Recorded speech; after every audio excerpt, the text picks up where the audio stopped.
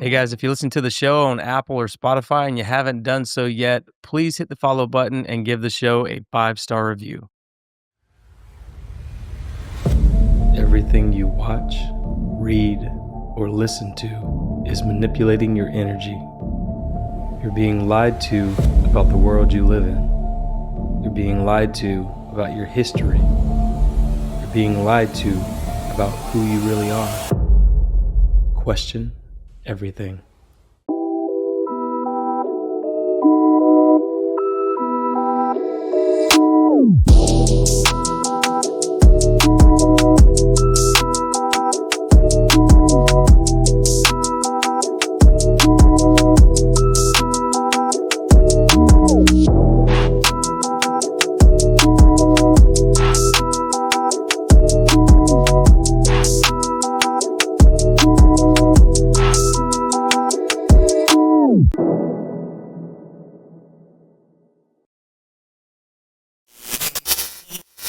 Okay, I'm here with Kevin Orr from the Positive TI subreddit and Stephen Dematties from the Biblical Hitmen podcast. Guys, thank y'all so much for joining me today. How are y'all? Awesome. Thank you. Thank you for having me on. Yeah. It's always a pleasure, Brad. Appreciate you, man. Kevin, I guess we'll start with you, man. You are the expert on targeted individuals and what some would call gang stalking.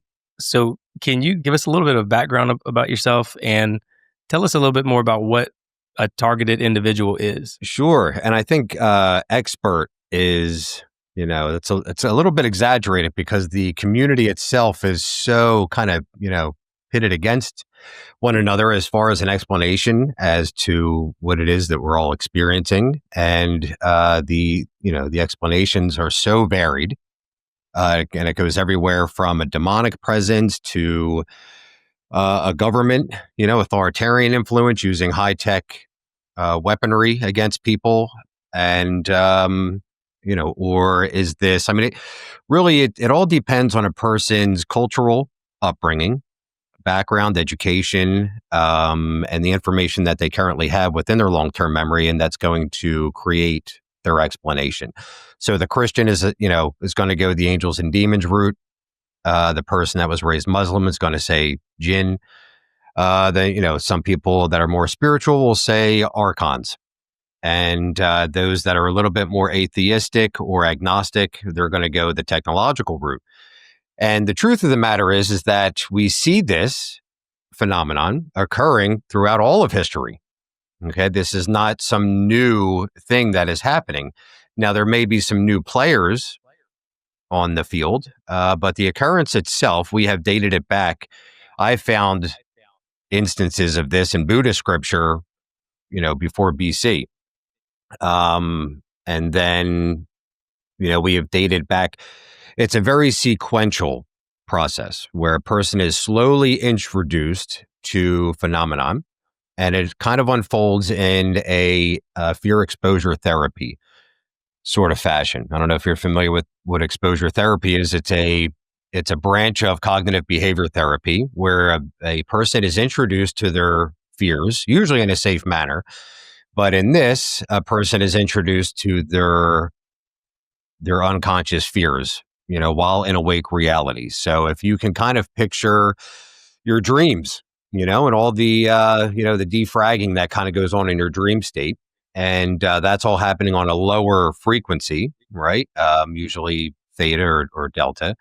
Now imagine that being brought up to and meeting you while you're awake, right? And they kind of overlap, right? There's this confluence of realities that occurs where the things that you normally experience in your unconscious sleep reality start to intertwine with your awake reality, okay?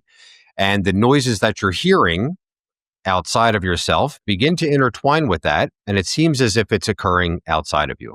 So we can break this off into two separate arenas, which is gang stalking and the targeted individual experience, okay? And I would say that gang stalking is almost like the HIV to AIDS, right? We see this as a precursor happening for people before it actually becomes a full-blown targeted individual experience. Now, a lot of times with gang stalking, it can happen with voices, people hearing voices, or without the voices.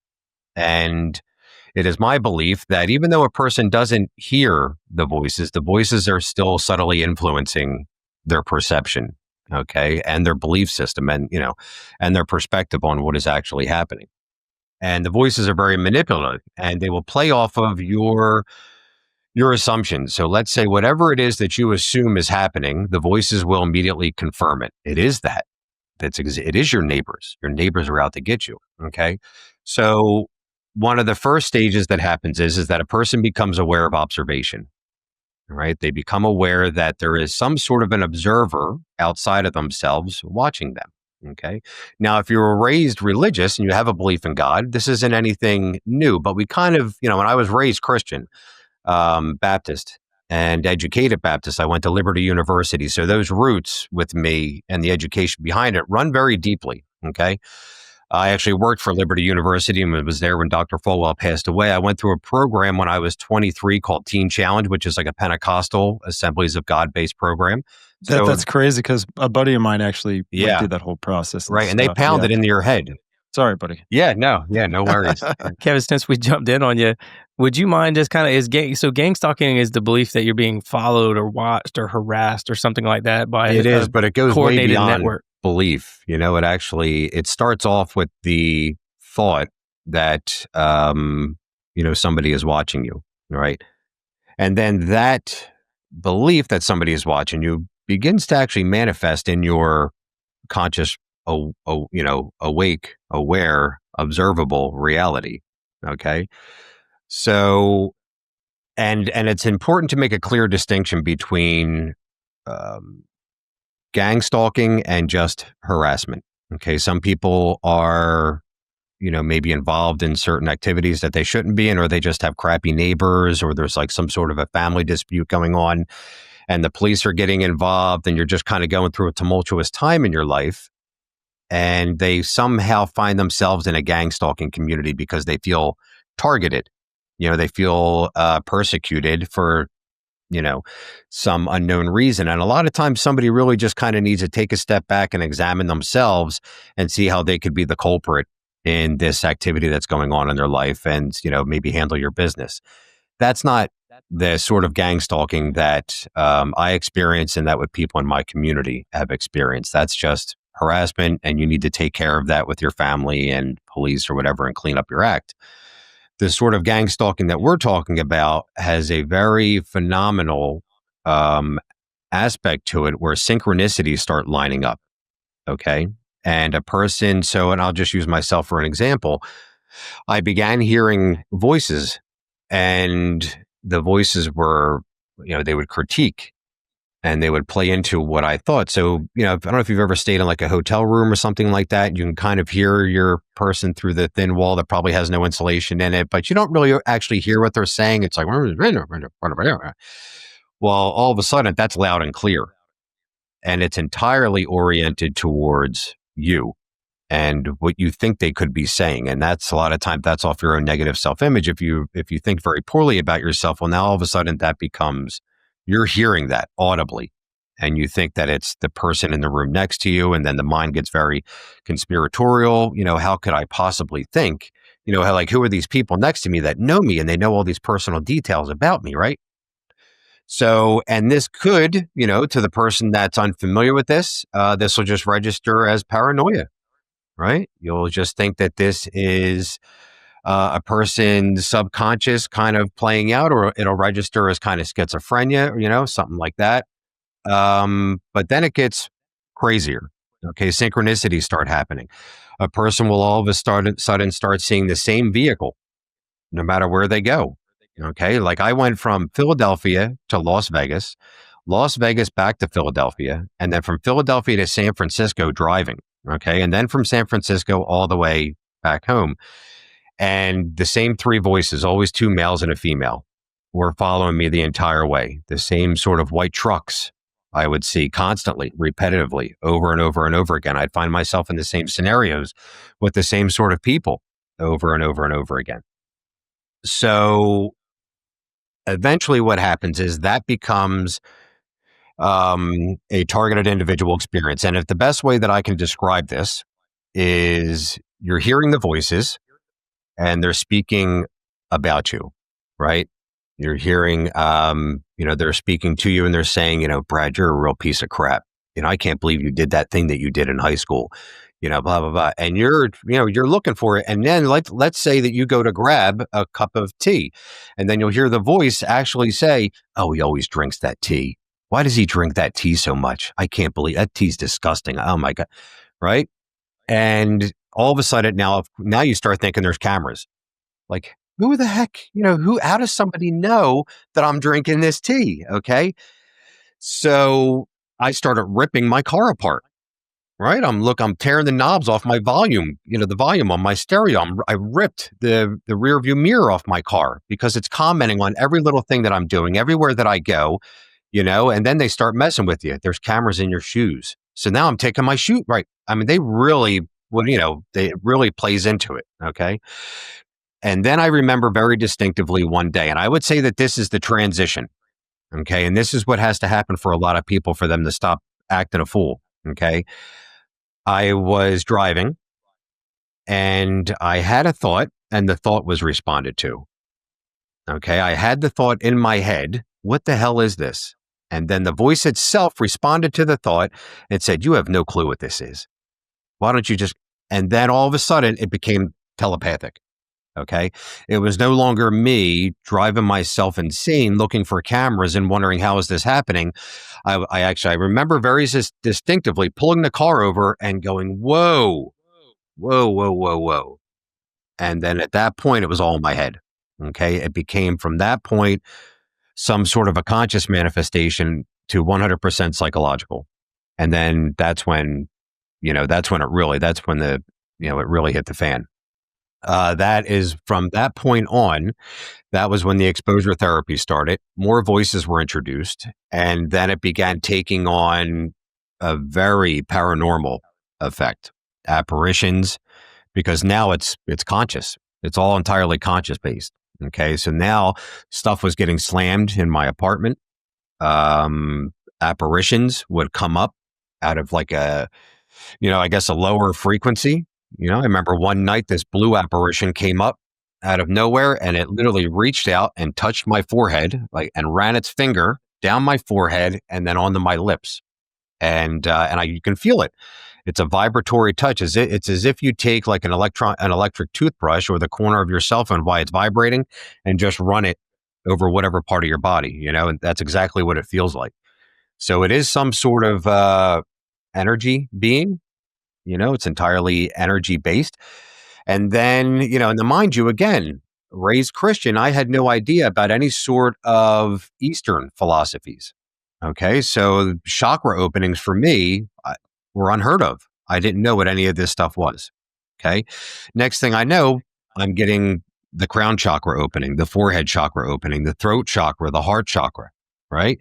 Blockages within me that the whatever energy this is not able to pass through. And me having a demonic mindset that I had, this very dualistic battle of good versus evil, Jesus versus Satan, my entire life growing up, I'm fighting it. I'm fighting it tooth and nail. I'm praying to Jesus. And these things are, whatever the voices are, they're like, there's no Jesus here. Jesus will not save you.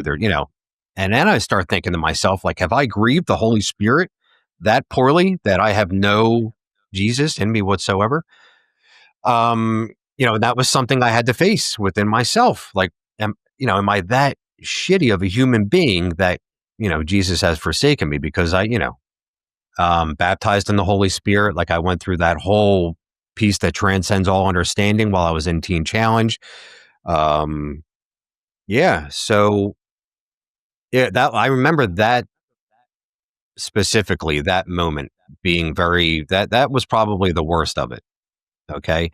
Having that upbringing that I had, having been baptized in the Holy Spirit while I was in Teen Challenge and knowing that there is something there, whatever that was. I had a pastor put oil on his hands and lay his hands on me. And I actually remember that clearing out and having that peace that transcends all understanding in that moment. And my entire peripheral vision had like this sort of fuzzy crystalline pattern to it, and I've experienced people speaking in tongues. I've experienced all these extreme parts of Christianity. So for me, that was very real. Okay. And then to go through something like this and now to experience things like chakra openings, right? And so there's this whole sort of other spiritual realm going on that I had only viewed one way. Okay. And what was currently happening was not coinciding with my upbringing, right? Which leaves the mind scrambling. How the hell do I explain this? How can I explain this biblically? How can I explain this, with the mindset that I have now? Okay. So, and then then I started reaching out to other people within social media and finding that I was not alone. Okay. And that was a huge burden off. Like, oh God, like, thank God there are other people that have actually also experienced this same exact thing. Okay. So, uh, because of my spiritual background and because of what was happening to me, I immediately was not really down with the technological aspect of this. All right. Now, a lot of it makes sense. We are in a very technological age. Okay. And there are certain patents that are out there, and there are videos that people go on and they see that our government potentially does have things that allow them to do what they refer to as RNM, remote neural monitoring, where they have access to certain frequencies that our bodies interact with all the time. We're born into the earth being, encompassed in frequencies from the North and South Pole, and we are a part of that frequency. And there is the belief that perhaps our government has access to this frequency and is using it to manipulate people's bodies. Okay. And I can't say that they don't. I really can't. That is not my personal belief, and I've taken more of a psycho-spiritual approach with this whole thing, and that has allowed me to push through. But I don't know for a fact that our entire planet now is actually covered in satellites. I don't know if you've seen recent video of what Elon Musk has done with this Starlink, and this, but our planet is completely covered in satellites and technology, and that began decades ago. So who's to say that there isn't some sort of interference happening with people's makeup and what is constantly around us at all times? I mean, even right now, I am surrounded by Wi-Fi signals, cell phone signals, radio signals. I mean, we're just surrounded by it at all times. There's just text messages flying around us at all times, and people's conversations and all kinds of crazy stuff. And all we're just, encapsulated in it. So is there some sort of interference happening with people's minds? Because our minds are also frequency based. Our minds go from gamma, beta, alpha, delta, delta all throughout the course of the day while we're sleeping and while we're awake. And who's to say that there is not some sort of interaction with all of this? And that's where a lot of people's minds are going these days, is that this is all some sort of technological thing. However, I have had more of a anomalous experience.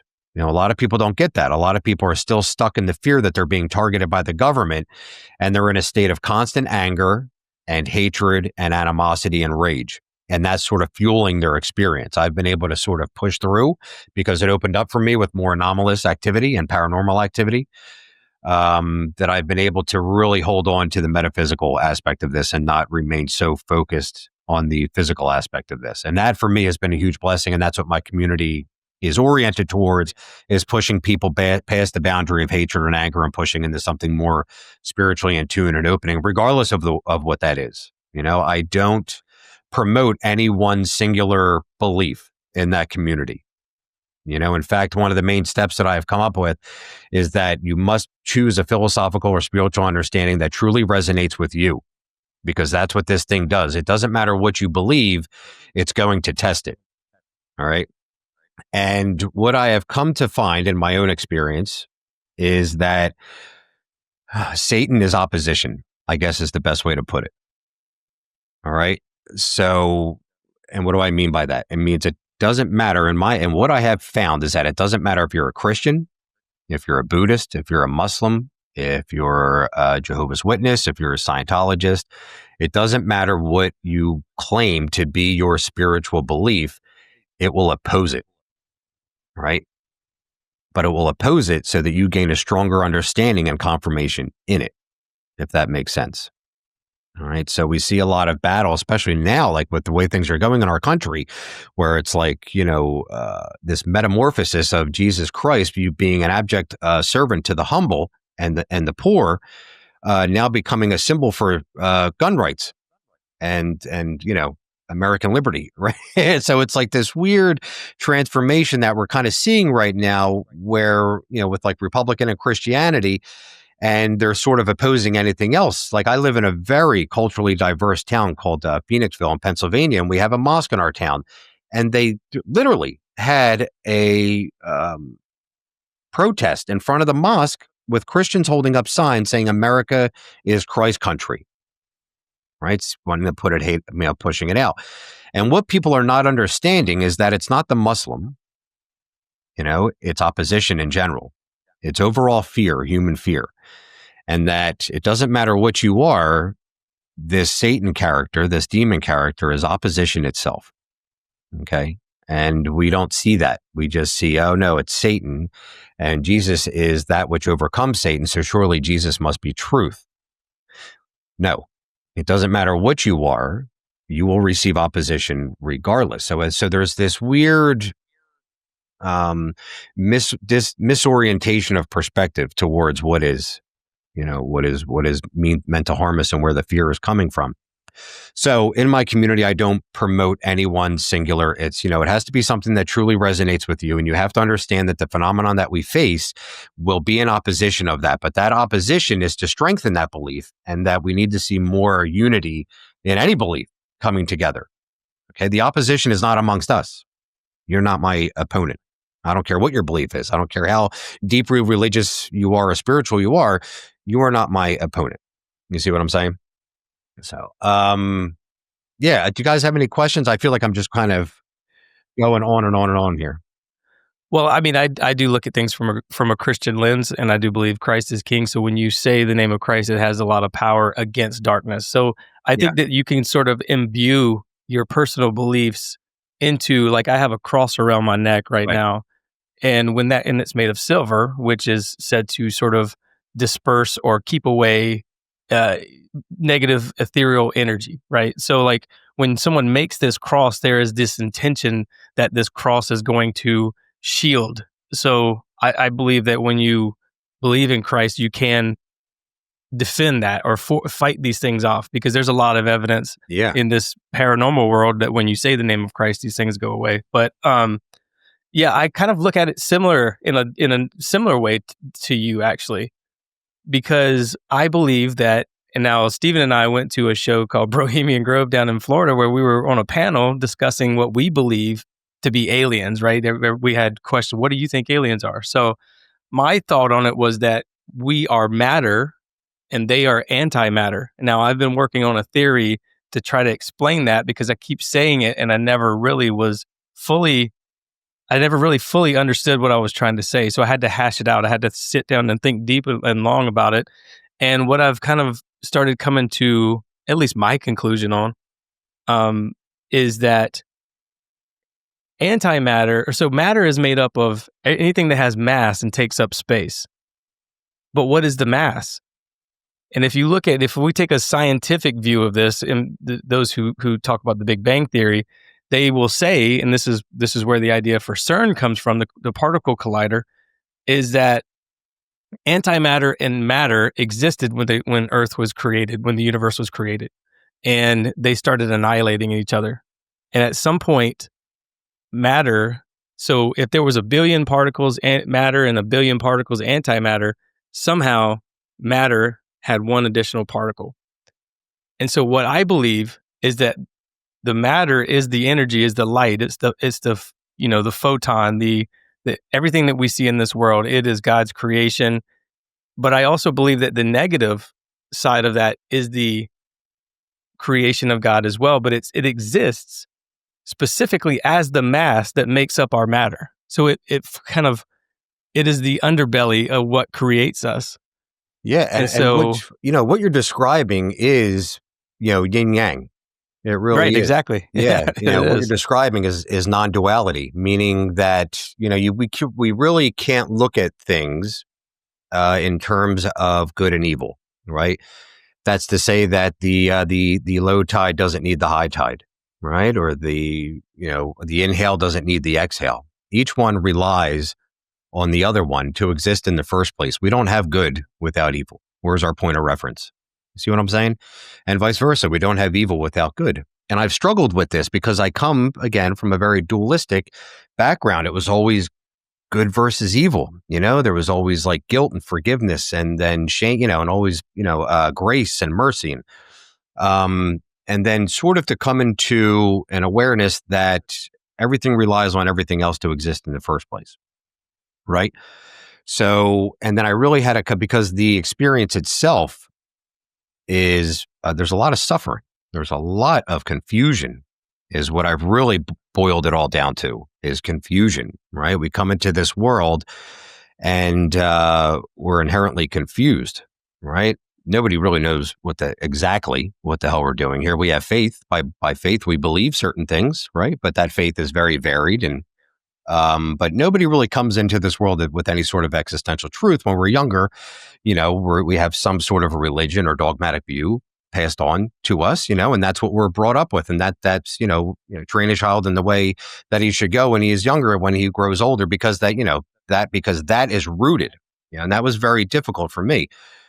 But, kind of coming out of that and seeing that everything sort of relies on one another, I then found it very, I really had to look at the fact that we live on a plane of existence that needed a savior in the first place.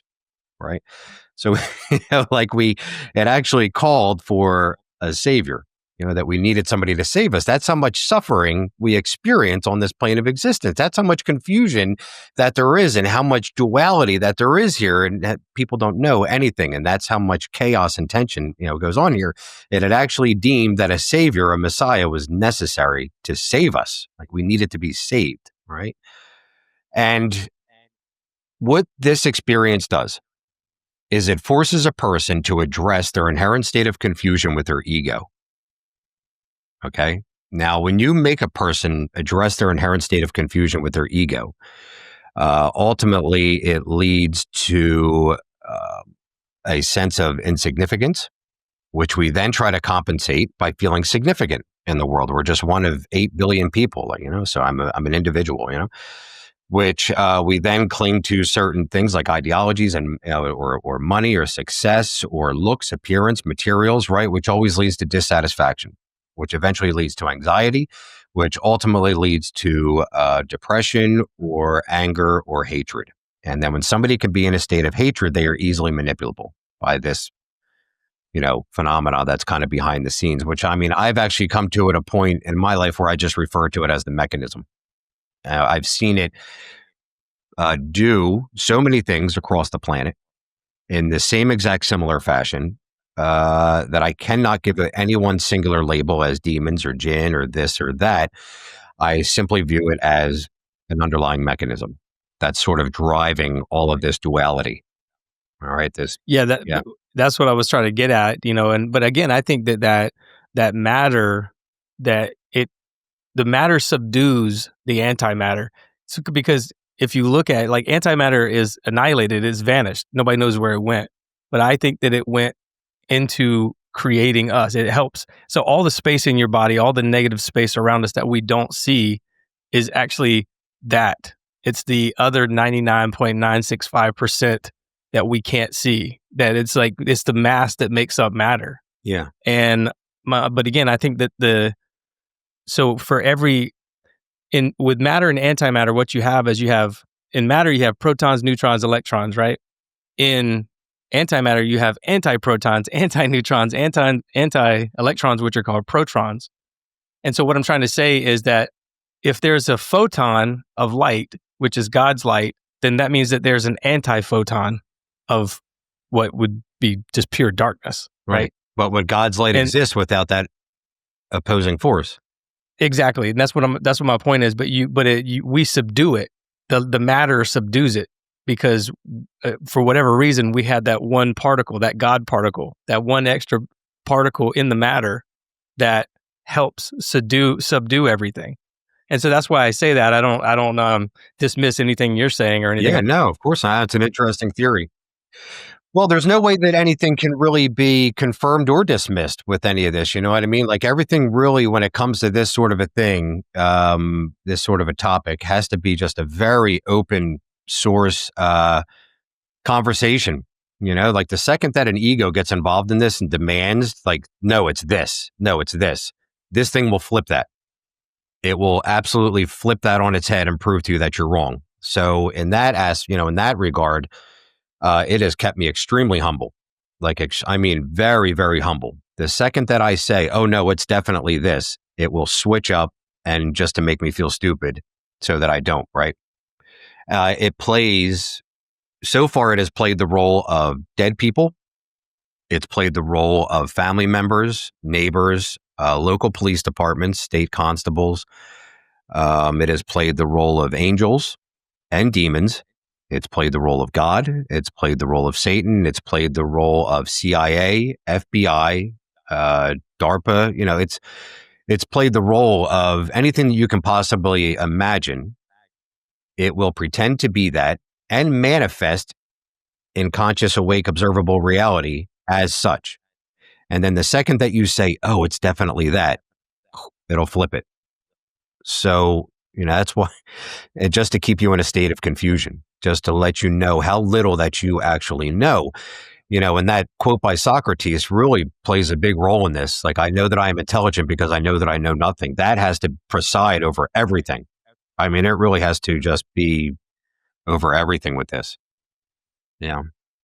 It's funny when you brought up the satellites, right? So if you actually type in Google and you ask Google, which is pretty much AI now, you ask it, hey, how many satellites are going to be in space, revolving around the world in 10 years? It'll give you some crazy number like 100 to 120,000 satellites that'll be actually in orbit. And it takes that estimate based off of how many satellites SpaceX and other, entrepreneurs that are out there, shooting things off into space. I think that these satellites have something to do with maybe the idea that you were getting into, where it's almost like it has some sort of ESP connection, or it could access some sort of sense that we don't know exists, which is like this telepathic sense, right? Where it uses some sort of low frequency waves, right? You were talking about the just the electromagnetics that are around us all the time, and it could access thoughts, or they could even maybe put thoughts into our mind at some point. And I get a lot of this information from just the idea of Project Bluebeam, that this would be one of the steps in Project Bluebeam to create some sort of world religion out of this act, right? And this is done with ELF waves, VLF waves, microwaves, electromagnetic technologies. We know that, the Russians back in the 1970s were developing actually a big supercomputer that was a psychophysiological, almost AI engine that was getting every language, every dialect, everything from every different culture and demographic around the world, putting it into this computer, and it was actually creating like DNA strands, psychophysiological strands, very similar to how we can do this with very small organisms today and create it to have a genetic code to where it impacts someone that has a similar genetic code, right? So for example, this person may hear a different voice from this other person. It may be their God versus the other person's God. It may be Buddha versus, like a Krishna or a Jesus or whatever. And this is kind of what plays into the idea of like Project Bluebeam, to where what I think are you Gnostic, by the way? So I've actually, more agnostic these days, but I actually wound up implementing a lot of Buddhist philosophy into this. And so on top of that too, because I've done a lot of research into this, where did Eastern mysticism come from? Because I do see what Teen Challenge, from where you came from, which is a Pentecostal background, which they actually share a lot of practices that Eastern mysticism does.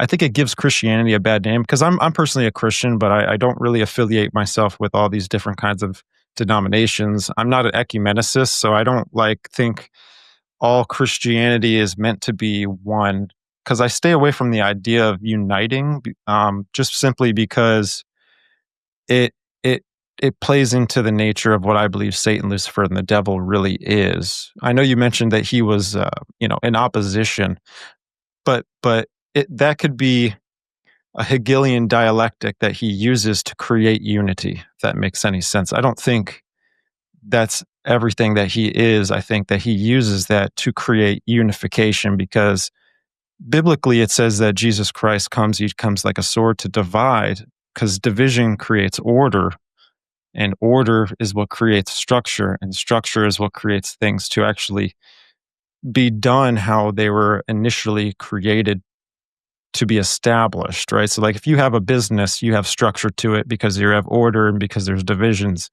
There's divisions because you have a manager, you've got a floor manager, you've got, things like that, a CEO. So there's like positions to it. And I think that's kind of how our metaphysical world was also developed as well. But I believe there was a rebellion, and that's why we have the differences between good and evil, because it was a choice. I do see kind of like how you guys are saying, where you can't have one without the other.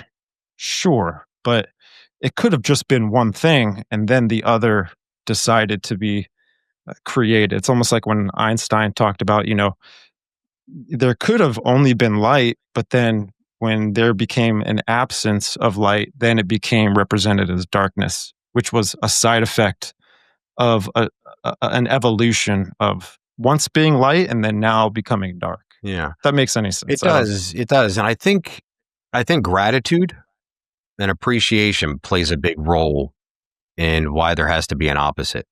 Okay, and why we need a point of reference. And we'll take let's take Eve in the Garden of Eden, for example. Right. So God told Eve, you can eat from any tree you want in the garden, but just don't eat from this one tree. And then, the serpent came along, and the serpent said, "Oh no, surely that's not true." Well, did Eve even know what a lie was at that point? You see what I'm saying? So we called this the original sin, but yet sin didn't even exist at that point. So, did she have any reason to not believe the snake? Like, there was no such thing as sin. There was no such thing as, so, when I look at things like that, and then I see the experience that I went through and the appreciation that I have for love, equanimity, joy, happiness, patience, peace. It's like a deeper development for the fruits of the Holy Spirit, that I have, love, joy, peace, patience, kindness, goodness, gentleness, and self-control. And that has been developed through opposition. It's as if, it's like the same reason that we have the Holocaust Museum. Why is it even there? It's so that we remember. Okay. It's so that we have an appreciation for why we need to hold on to these good things. Because without that point of reference, we forget, right? And I feel like we're actually at a point in time right now where we've forgotten to take a good look at the Holocaust Museum and take a look at the nature of our world. So in that regard, because I have gone through a lot of confusion with this, like how I can't even explain how something so evil could possibly even exist, right? And I think all of this is just to create a byproduct of love. Like, we see all this duality, and then what comes out of that, is love. That's what we get out of all that. That is the one emotion of mine that has never been manipulated throughout this entire experience. Years of going through this, I've had anger and hatred and rage just come out of nowhere. Like, it has the ability to create hatred. And your hatred will immediately be focused towards whatever your explanation is. So if you think it's demons, you're immediately going to hate demons. If you think you have schizophrenia, you're immediately going to hate yourself. Right? Think about that. Think about the schizophrenic that is forced to feel hatred out of nowhere, and they think they have a disease in their head. All right? Because what we experience is, by definition, schizophrenia. Right? And what the biggest difference between our community and the schizophrenic community is that we have come to understand that what we experience is not, a disease of the mind, that it is an entanglement of consciousness, that it is coming from an outside source, right?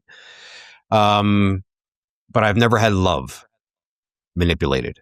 I've never had kindness manipulated. These things I have had to work exponentially more to develop and cultivate than the average person. And my appreciation for the maintenance of love and joy and hope is so much deeper than I have ever experienced in my entire life. So these are just throwing that out there from an experience of somebody going through this, like what actually the outcome is, right? Because we can say it's this, we can say it's that, but the real explanation comes from examining the outcomes that happens in people's lives that persevere and push through. What has been produced because of this? What do we have? What is left over? But all of this implies that you can control your own reality in a way. And so I actually think that we can create negative egregores in our reality, in our lives, because if that antimatter fills the mass of our matter, then those things know you, right? They're the ones that help sort of fill out the space in your body. So they know your thoughts and your emotions, and they're tapped into that frequency into your brain, and they can just like say things and affect you in some way. So I feel like we have full control over the ability to manifest these things. That's kind of at least what I'm taking from it that you're implying. But I think that when I was like 20 years old, 19 years old, and I first had a Nokia phone, I would get on that phone. This is when cell phones kind of first started getting real popular. I would get on the phone and I would get into a conversation for some reason. I'd be hearing a conversation from somebody else. Like I could hear one person talking, but I couldn't hear the other person on the other end. Yeah. So it would be a guy like, "Oh yeah, hey baby, it's me," and then you couldn't hear the response from the girl. And so I feel like that they can tap into that same frequency, the frequency of your brain, the same way that you used to be able to with all these old cell phones, like the Nokia phones and stuff. But I do think too that some of this gang stalking must be real, right? Because even though it's manifestations of your own perceptions of your reality, like I saw a girl on Instagram who she's always posting videos of a car stopping in the street and flickering the lights at her. And I don't know if she made that up or not. I don't know if it's real or fake. I mean, there's a lot of fakes online, but she seems to be really concerned that whatever this gang stalking type thing is, it's a real thing. Like people really believe that somebody's standing on the corner watching them or following them in a van or something like that. Yeah, I guess my question. Yeah, I was going to say, well, this is where it gets interesting. Okay, so let's view a lot of this as a regurgitation of unconscious content. Okay, and not even at an individual level, but on a collective level, right? Our cultural taboos, our fears, our shames, our karmic residue, whatever you want to, negative karmic residue, however you want to imply that. So what will eventually begin to happen is if a person is unwilling to address something at an unconscious level, therapeutically, on their own accord, go into meetings, whatever, it will present itself in their conscious reality. Okay. And what will happen is that things that were once very just sort of everyday, ominous, things that were arbitrary things that would happen, all of a sudden begin to turn against you. All right. The world becomes your enemy. And I'll give you a good example. There's a guy in my community. His name is James, ex-military, very well put together. So his entire town turned against him. People just started treating him like crap. Okay. He couldn't go anywhere. Everybody's saying negative things to him. And this happens a lot. Just random things start happening around your home. Your neighbors are treating you like crap. People start experiencing street theater, okay, where there's like a gang of people on the street that are all of a sudden acting in very peculiar ways that is directed specifically at the individual. Coworkers will start harassing you. Let's say you've had great coworkers. You two guys are wonderful friends, it seems like. And then one day, all of a sudden, Steven, he's just like, you know what, Brad, you're a real piece of crap. I ever tell you that, and then next thing you know, your mother starts treating you like that. And then you're like, this happens. All right. So this happened with James, and this happens with a lot of people. James went through it for years. I want to think he said 3 years. And then he was hearing the voices going with it the whole time. And then one night when he could barely take it anymore, the one voice came in and said, "You don't have to worry about that anymore. Tomorrow will be different." And then just like that, it all stopped. All the harassment just stopped. He went shopping with his family the next day. And the interesting part about this is that the people that treated him like crap for years, the next day it was as if they didn't even remember that they treated him like crap for the past 3 years. Okay. So it's important to understand that there is a collective influence that's occurring here and that people act in ways unbeknownst to them. They don't even know why that they're acting a certain way. And I have witnessed this thing personally begin to speak through my own girlfriend. If I'm having a thought, all of a sudden she'll say the same exact thought. Okay. One day she went through this too. Okay. Not nearly as severe as I did, but one day she got it in her head all of a sudden that I was a pedophile and that all police were pedophiles, right? She went on this weird pedophile thing, right? Where this sort of cultural taboo that we all kind of fear and suppress and don't want to face, like this thing that we all view as like disgusting, and boom, it starts coming out. This unconscious content that we all like don't want to even address or look at, or like this thing that we all fear, it just starts coming out of the mouth and it starts going through the mind. And when a person, and it's my belief that she was hearing the voices, but didn't actually hear the voices, they were just, manipulating her. And when a person doesn't hear the voices, okay, it registers as a notion of their own cognition. And they have no choice but to believe it is of themselves and follow through with a direct thought or a direct, speech or a direct behavior. They have no clue, right? And then I would watch her go through these kind of waves with it. And then the next day she'd be so, and now that I've learned to see it coming, and she doesn't do it anymore because it's almost as if my addressing of it the next day, because now I know this is not of her. This is just some other sort of thing that's manipulating her to get to me or to create conflict within our relationship. It's immediately forgiven on my end. And now it doesn't happen anymore. Right. So what I'm saying is that people behave and act in a lot of ways and say certain things that is not even of their own accord. And they don't even know why the heck they're saying it, but they assume that it's of themselves and that they're this individual that's not being affected by anything else around them. And that's an important illusion to kind of see through with this.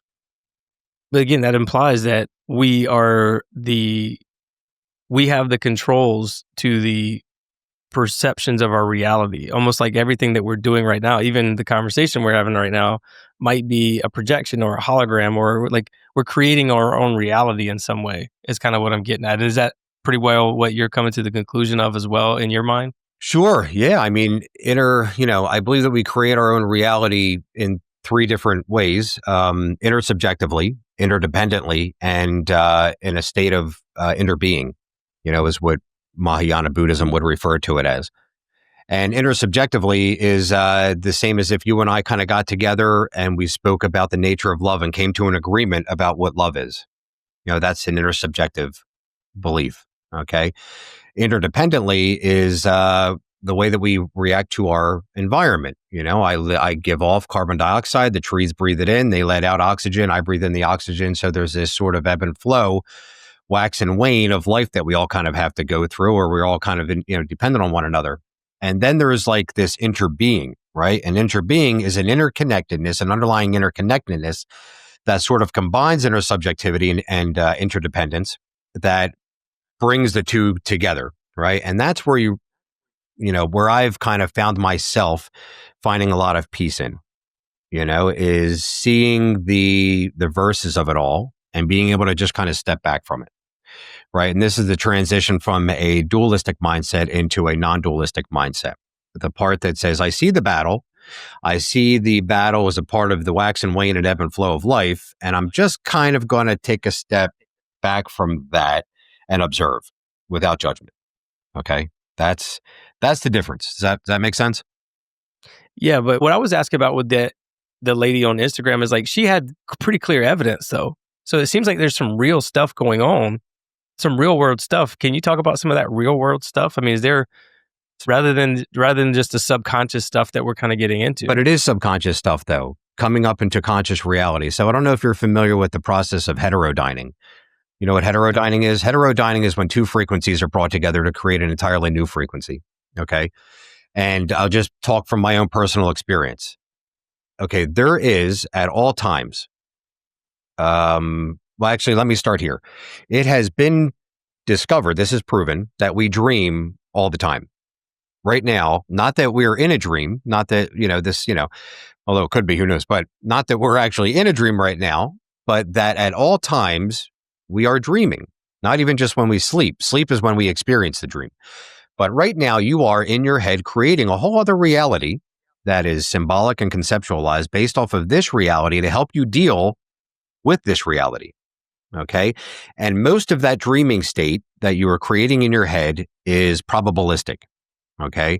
And the majority of those probabilities are fear-based because we're a living being and we're constantly in a state of potentially dying. So we are constantly projecting other realities and possibilities that could happen to keep ourselves alive. It's a survival technique. When I think about my 19-month-old daughter at home, I am constantly thinking about all the different ways she can crack her head open throughout the course of the day, fall down the steps, hurt herself, choke on something like she's just, she's a little fragile thing. So I'm always thinking in fearful ways. Even when you're driving the car, you're constantly thinking, don't get into an accident. Don't injure yourself. Don't do this. Okay. So this is happening all the time, and we're recreating a whole other reality in our head that we're applying imagery to, right? All the time. So what happens is, and that's happening on a lower theta frequency. All right. And it's my belief that what happens is that the two kind of come together. All right.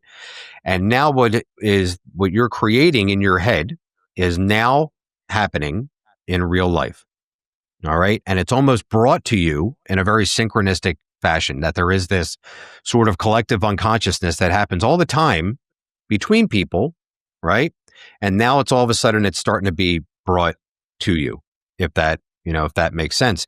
So in that regard, yes, you're thinking about your world and the way that you think about the world and the way that you think about yourself within the world and the way that you believe other people perceive you will manifest in real life, because that is actually happening on another frequency. And then what happens is the two kind of start to come together.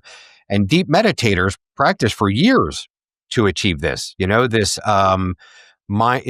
body awake, mind asleep state where they can sit upright, and really steady their mind to bring it down below 7.83 hertz. This is known as the Schumann resonance, right? And that also just happens to be the entire Earth's frequency is the Schumann resonance, right? We all sort of resonate with this frequency. But what happens below that when you enter into like a hypnagogic state is almost like this sort of defragmentation thing that happens all the time. And then below that are these other co-created realities that we create unconsciously that we don't even know, and we sort of dip into when we fall asleep. And the reason why this experience is so prevalent with methamphetamine users, okay, is because a methamphetamine user is doing unintentionally and unknowingly what a meditator takes years to train to do. They're awake for days at a time. All right. Their mind is desperately trying to cycle down in the sleep modes, but yet they're still awake and they're ripping and running. Right. They're completely depleting their brain of serotonin and dopamine, leaving only adrenaline and cortisol, which is fear. Right. And now they're bringing that down into these lower sleep frequencies. And now they're spreading fear into this lower frequency. And yeah, they might be attracting other lower vibrational entities that are then coordinating these events to happen. Like, and you're attracting other low vibration into your life. You see what I'm saying? Like, does what I'm saying kind of make sense to you, this attraction and how this happens? Yeah, I think too, that's why the old world was very fascinated with building things, for example, like the Tower of Babel. I don't personally believe the Tower of Babel was like this spiral tower that you see circulating around the internet.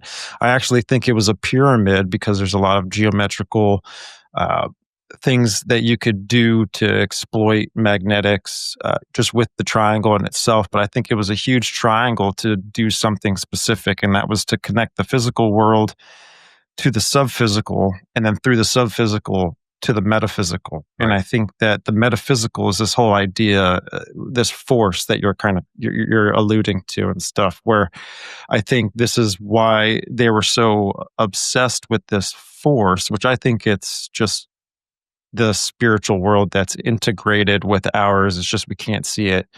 Because, like, for example, the metaphysical is we can't see it, but we know it exists. The subphysical is I need some sort of technology or I need a tool to be able to see it. For example, atoms, red blood cells, platelets, all this kind of stuff. Physical is like I can see you and that's objective and I know it's in my existence. So I think that this idea of this force is this collective consciousness that, you know, all of the religions around the world are not only obsessed with, but share a branch that connects to the main trunk of this idea of this force. And I think that that force is something that wants to be God in the future, if that makes any sense. Like, for example, like Eastern mysticism, right? They say that Right. Jesus was the first Buddha. Buddha was Buddha, but the second one. The third one's yet to come. Biblically, that's Antichrist, but really that's going to be Maitreya, which is, you know, ushering in Shambhala, which Shambhala is heaven on earth, which, you know, biblically, what I believe is you can't take heaven and bring it to earth because this kingdom is divided amongst the other kingdom. You know, there's a fallen world versus, you know, a righteous, holy heaven, right? And Yeah. so I think that that's what is the whole purpose behind all of this. I think that's the whole purpose of Theosophy. I think that's the purpose of the New Age. That's the whole purpose of Mystery Babylon is to bring in all the different views of this same idea. For example, you know, all the religions, right? Theosophy, bring them all in together into a collective consciousness. You know, you're going to have a trinity in itself. You know, when someone says Mystery Babylon, it's we have to understand that, or at least what I believe, is that Lucifer mimics, counterfeits, and also inverts what God has established because he's not a creator, he's not organic, he doesn't know how to create things. He'll take the homework and copy it so he can use it for himself. If that makes any sense. But the Trinity is going to be the mind, the flesh, and the network. At least what I think is the next evolution of Mystery Babylon. I don't think Mystery Babylon's ever gone away. I think it was in the Garden of Eden. I think it was the serpent in particular. It was the tree of the knowledge of good and evil. It was the alternative story that Adam and Eve were told initially, which is a seducing, sensual, very enlightening story to be drawn into. You know what I'm trying to say? But the mind is like probably AI. You know, it's like the new logos. You've got the flesh, which is humanity, and then you've got the network, which can counterfeit the Holy Spirit or the idea of it, where it's this whole collective consciousness. You know, and it says a lot of good things. It says love. It says all of these amazing things that we, on a physical level, have a connection with. But my general question is: do you think it could be a lie? Even though it looks very good on the surface. Well, let's the hold, suit that it's in. Yeah, looks very good. Let's hold that question for 1 second. There was a couple things. Sorry. That you. No. It's fine.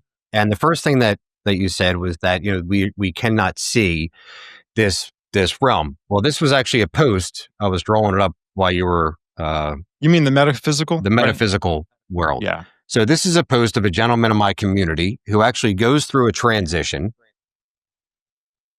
Okay. What is that? Let me try and blow that up here. Yeah. What is that, an eye? That's his eyes. Okay. So, you know, so the one is his eyes before the transition. The middle is his eyes as he's starting to kind of transition. And then you can see the last eye, it takes on this kind of mirror reflective image where it's green. Yeah, it looks like Earth. It Right. looks like Earth. Yeah. Yeah. So it's very bizarre. And he sees energy in the clouds. He sees orbs. And I personally have seen orbs myself. And that, you know, so there are certain weird physical observable things that are happening with people in my community that I've never seen before. And it's bizarre. Okay. So his eyes kind of go through this metamorphosis where he's then able to see energy in everything and the ebb and flow of energy intertwined with everything, right? When he goes into a state of meditation. The other thing that you had mentioned is that I began astral projecting because of this. All right. Now, again, growing up Christian, I didn't know that was a thing. I didn't know that astral projection was an actual physical activity or experience that somebody could do. And the only thing biblically that I could find was, I guess, when Paul was talking about somebody being taken up into the third heaven. Third heaven. Yeah, I was going to say that. Right. Yeah. So it's a wild, wicked, crazy scripture. Yeah. Yeah. So, your body, my body, goes into an absolute state of vibration. All right. It'll start in my diaphragm, and then the whole body just goes like this, just complete vibration. And then if you just kind of relax and let go and go into it, poof, I mean, you literally come out of yourself, this other astral energy version of you that I didn't even know was there. Ugh, it just sometimes it rolls out for people. They roll onto the floor. For me, it's just me, and it's weird to come out and see a different form of myself outside of myself. And then you work on the astral plane, as they refer to it. It's an outer body experience. And most of my experience has been highly symbolic. Rooms that are filled with mirrors and clocks. Then I would kind of go through, the last one I had was maybe a month ago. Came out of my body and I began circulating around a sewer grate. And there's always this test of fear associated with it. And then if you can let go of the fear, and I knew that it was trying to pull me into the sewer grate. And I just knew before to not even play that game. Like, don't be afraid. So went into the sewer grate and then immediately was propelled through some other sort of portal and out into the universe. Literally, what we can see this, but it was nothing I've ever seen. So there is, every astral projection that I've ever had is something that is unknown to me. It's not something I have ever imagined, unlike the voices aspect of this. Now, the voices entirely play off of your own long-term memory. There may be every now and then some sort of weird autonomous thing that is said to you that is new that you go, oh, that is an autonomous thing that's happening because I don't even know that word. But for the most part, 99% of the time, it's just playing off and mimicking your own history that you have with yourself and your life experience so far. But the astral projection, totally something new. It's a completely different realm that is not something that Are you familiar with Vicky Joy Anderson? Have you ever spoken with her? No, I don't know who that is. So she does a lot of studying with sleep paralysis, but the whole idea of, the realm of astral projection. And I've also talked with Jerry Marzinski, who's a 45-year Well, I've interviewed Jerry. Yeah. Yeah, Jerry's a good guy. I like Jerry. Yeah. He gets into, not him specifically, but Vicky, she gets into the idea that we're pulled into this realm.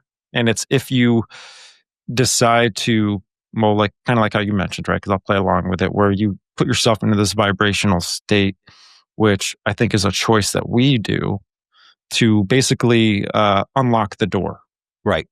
You unlock the door. Now something has the ability to access spirit and yanks, and take spirit out of your body into this metaphysical realm, if that makes any sense.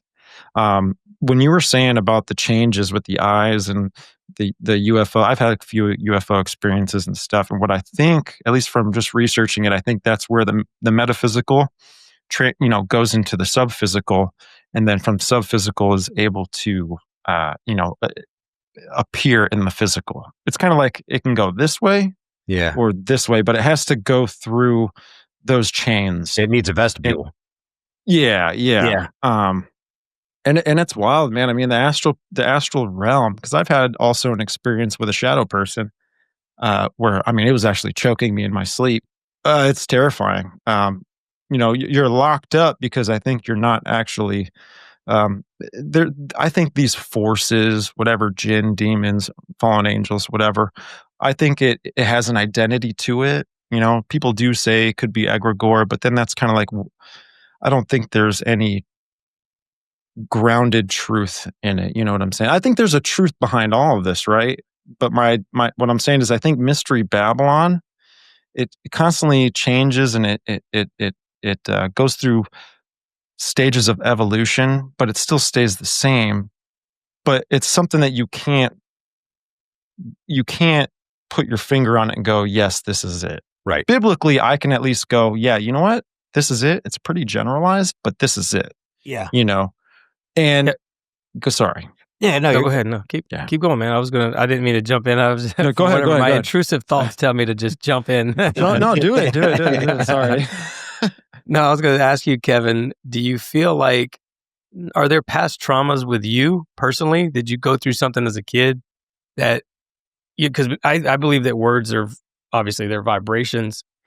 And when someone tells you you're ugly, you're not good enough, you're terrible, or maybe they molest you or whatever the case is, it creates a negative egregore, an entity that lives inside you and that continues to manifest and grow over time. Because eventually throughout life, you're going to, when you become a teenager, you're going to go, yeah, I am worthless. I am ugly. Yeah. And then that's going to grow even more. And then later on in life, it's going to manifest into something like targeted individuals or gang stalking or whatever. Has there been some sort of I don't want to get personal with you, but is there traumas in your life that might have caused that? Yeah, I'm all about getting personal. I'm wide open, man. I'll talk about any aspect of my life. That part has been very freeing for me to be able to talk about anything and everything. So I would say to some degree, everybody goes through a little bit of trauma in life, whether it's bullying in school or an absent parent or, some sort of sexual perversion or, because everybody's suffering is going to be measured by the next suffering. You know what I mean? Like my daughter's 19 months old and, she drops mashed potatoes on the ground and has a complete and total conniption, so there's always like this degree of like what we consider to be suffering. And that's always going to be in relation to the greatest degree of suffering, if that makes any sense. So I would say that I went through what we would consider trauma growing up or as I was growing up, but I do not believe that there is a correlation there for the causation of the experience itself. I've actually come to believe that the experience itself is going to happen regardless of what happens, and that there is a bit of maybe not so much predeterminism associated with this, but just that, life is going to play out for each individual the way that it's meant to play out. So if anything, I would say that the growing up without a father, right? So I had a father who was an alcoholic and a heroin addict that left when I was 5 years old. And my mother remarried, and the guy that she remarried was a police officer. Okay. And then I didn't meet my father again until I was 20. Okay. So, and I did not get along with my stepfather. We get along wonderfully now, but it was two totally different personalities. Growing up, he was very rigid and absolute. Okay. Like it was everything was black or white, his way or the highway. And I was just sort of kind of like this very, going with the flow, want to be seen more, kind of social activity, very overly talkative individual. So, there was that strictness there that I was unwilling to abide by, which eventually led into rebelliousness. Okay. Which then led into a lot of partying and alcohol and substance abuse, which is why Teen Challenge came into play when I was 23, trying to get back to those roots. And again, the whole time going through this back and forth struggle with this other male figure in my house, there's the church over, in the background. We're all still going to church and we're dealing with the, the good and evil and all that. So yeah, there was a very dualistic nature of me growing up. And then this constant lather, rinse, and repeat cycle of guilt, shame, forgiveness. Okay. Sin, shame, forgiveness, sin, shame, forgiveness, constantly stuck in that loop over and over and over again that needed to be broken. So yeah, but again, I don't really say that is in direct correlation to the experience, because throughout my years of doing this now, and quite literally the thousands of people that I have spoken to that have gone through this and still experience this, I cannot find one direct underlying link between us. It is worldwide. Age, gender doesn't matter. Affluence doesn't matter. Demographic, like I said, that doesn't matter. The amount of trauma that you've gone into had, it doesn't matter. Now, there is an exponential amount of people that experience this because of methamphetamine use. But there are also people that begin to experience this through deep states of meditation, right? And like I described before, what those two things actually have in common. Now, some people in my community, because of the gateway tapes, they started doing the gateway tapes. And now all of a sudden they're having a full-blown gang stalking targeted individual experience. A lot of people, because of and for the gateway tapes are the meditation where you get your brain in sync with it. Yes, Both sides of your brain hemisync. in sync with it. Yeah, the hemisync. Yeah, the hemisync. Okay, I just wanted to clarify that. Yeah, from the Monroe Institute. So I don't know, but I don't know if you want to go into that a little bit more for maybe a listening audience that's unfamiliar with what the gateway tapes are. So the gateway tapes are a series of binaural beats or hemisync that sort of connect the left and right hemisphere. And it was originated by a guy named Dr. Robert Monroe, who found out that by putting together certain frequencies and playing them in the ear, that you could create alternate frequencies that could then communicate with other realms and then sort of attract certain things into your life and also serve as a catalyst for outer body experiences and astral projection. So if you have, if anybody's interested in that sort of stuff, just put in, Robert Monroe or something like that, or gateway tapes, and you'll just have, huge amounts of information on all that.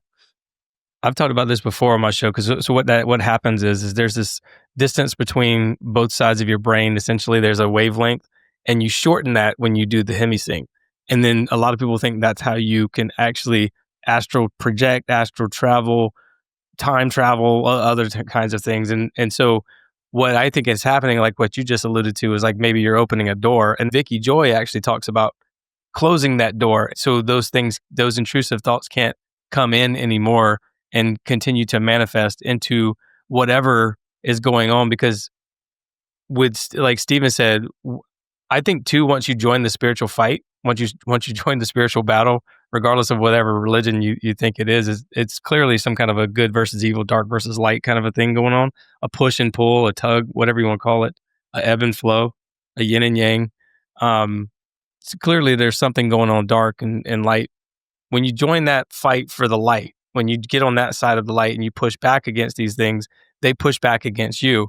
They start spiritual attacks. I've been choked like that in my sleep a couple of times. The other night, like a week and a half ago, I just got off the phone with Stephen. And Stephen, I don't know if I told you this. I just got off the phone with Stephen. It was like 10:30 at night. And I talked to my mom for a little bit too. And I cut on the episode of Theo Von. And I'm sitting there watching. I mean, it's 11 o'clock at night. Normally I go to bed at like 2 o'clock in the morning, right? So I'm up all night. But I'm sitting there watching the episode. And then the next thing you know, I'm standing in my kitchen peeing on the floor. And I'm like, what in the world is going on? I mean, it was like I had paused the episode and then something happened and I ended up in my kitchen peeing on the floor. It's embarrassing to talk about, but it's like it really happened. And I'm like, what in the world happened in that time? And that makes me think that some sort of a spiritual thing is trying to push back against some of the things I'm talking about. Because I think Stephen and I's conversation that night was something along the lines of spiritual warfare. And, we might have talked for 45 minutes on the phone or something like that, which is not common. I don't typically talk to men on the phone that long. So, but we were having have a short conversation. It kind of sucks. But we were having a very spiritual conversation. And then every time I have people on who have talked about spiritual attacks, something happens to me that night. So I don't know if it's a manifestation of like it's sort of in my subconscious and then it manifests into a reality in some way, or if I have become some sort of an enemy to this thing. You know what I mean? And so it's kind of hard to discern that stuff. And so easily you can look at that as like a targeted attack. Yeah, absolutely. But I would like to say, or at least ask you a question. When these sort of attacks happen to you and afterwards, you then, seek refuge in Jesus, right? Or seek refuge in the light. Does that solidify your belief that much more? Do you now have it does. Right. It does. Right. And that's all I guess a lot of what I'm saying is that is its function. No matter what your belief is, as long as your belief is rooted in love, as long as it's rooted in light, like that's what this thing Like, I actually believe that is its purpose. Like, that is, so in that regard, I don't view it as evil. I really don't. Right. And even from a biblical standpoint, what is this? Isaiah 45:7. I form the light and create darkness. I bring prosperity and create disaster. I, the Lord, do all of these things. So even from that, like, all of this is of God, right? All of this comes from one singular source. And it's my personal belief that we all come from a singular source, right? And then we leave that singular source and we branch off into billions of paths, right? And God knows how many more that's going on off of that, just, an infinite amount of paths. But eventually we're all kind of coming back to one source. Right. What we've come from, this singularity, is what we're all sort of heading back to, and we're all just taking a different path to get back to it. And we're going through the suffering and the trials and the tribulations and the triumphs, together as we do that. But we're all kind of trying to understand it from the perspective that we currently have, and from the path the part of the path that we're currently on, because the conversation that we're having now, it would not have taken place 2 years ago, because I've learned quite a lot about all of this in the past 2 years, which is wonderful, because if the part of the path that you're on now looks exactly like the path how it was when you began, then you've gone absolutely nowhere, right? So these things are meant to cultivate our minds and to cultivate our perceptions and to cultivate the way that we view existence itself, right? So yeah, like I that's just me. I've actually learned to be grateful for the attacks and for the solidification of my spiritual beliefs and for the person that I am today. And it actually has taught me how to fight back against these things. If anything I was missing in my life, it was the capacity or the understanding that I could speak back to such things, that I could overcome these things. My addictions and my struggles and my attachments in my life always went unaddressed because I failed to see the power that was within me. So when it became known, when it became evident, like, here, this is what's going on back there, deal with it. Well, then it was go time, and I learned how to deal with it.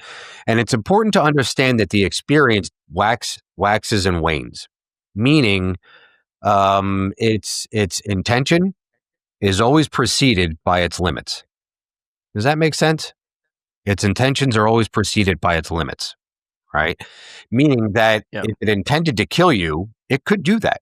If it intended to choke you to the point where you suffocated, it could do that, right? Yeah, but that's whenever I said the name of Jesus, and this thing just got off of me immediately. But yet I've said Buddha, and it gets off me immediately. Okay. All I'm saying is that whatever this is, it is there to serve as conviction for the concept of whatever you believe love is. All right. You choose Jesus, right? I could go back to Jesus too. It's love. It's love, it's humility, it's sacrifice, it's forgiveness, and it's unity, and it's harmony, and it's balance. That is the concept of Jesus, right? That is the concept of Buddha. And yeah. Oh, and the other thing, no, that's all good. You take on from there. You can actually. I'll let Steven jump in because I've been talking a lot. No, and it's hard because I really don't. I hope I'm not coming off like I'm like aggressive with anything that I'm in opposition with, because I think of it a little differently. That's all. Okay. I think that balance, unity, and all of these things is what's to be preached and talked about with Mystery Babylon, talked about in Revelation 17, Revelation 20. This is the harlot. This is what is built on in the world, which has never gone away, by the way. It's just in this time, it's built specifically to bring in the whole entire world into a unified network. And when this happens, right, this is where then shortly we have the idea of the mark of the beast, even though that's in Revelation 13. Well, so if you're thinking about this, right, from a tactical, strategic point of view, from Satan's perspective, he doesn't want you to believe in the truth. He doesn't want you to go to heaven. So he's got to come up with something that is seducing, sensual, and attractive. And so let's say he builds this new idea of a collective consciousness, a universal religion. This is when everyone comes together as one. I think the reason why he's doing that is specifically because then now these people will take the image of the beast, which is just kind of like, if just throw it out there where this is your allegiance to this new God, right? And then you take allegiance to this new God.